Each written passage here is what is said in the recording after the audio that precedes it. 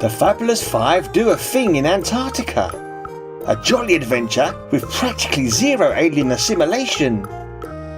The Fabulous Five were simply thrilled when Graham announced they'd be spending their weekend visiting their Uncle MacReady at a charming little research base in Antarctica.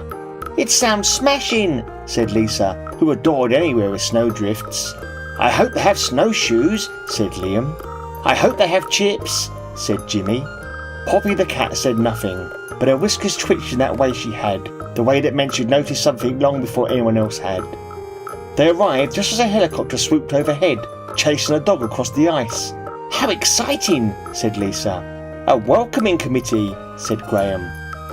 Some Norwegians leaned out, shouting and firing wildly. The dog sprinted towards the Fabulous Five, tail low, eyes wide. Poppy stepped forward, arched her back, and hissed. A short, sharp, unimpressed hiss. The dog froze, it whimpered, it turned around, it ran straight back into the blizzard.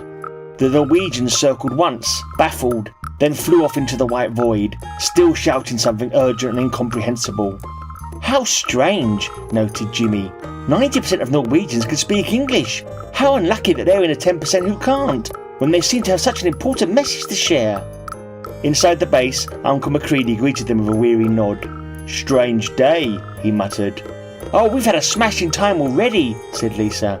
"We saw a dog," said Liam. "Have you got any chips?" said Jimmy. Poppy flicked her tail. Danger neatly sidestepped. They spent the weekend drinking hot chocolate, playing cards and helping Uncle MacReady tidy up the radio room. Nothing burst, nothing split open, nothing sprouted legs, nothing imitated anyone. The Antarctic wind howled outside, but the base remained perfectly peaceful.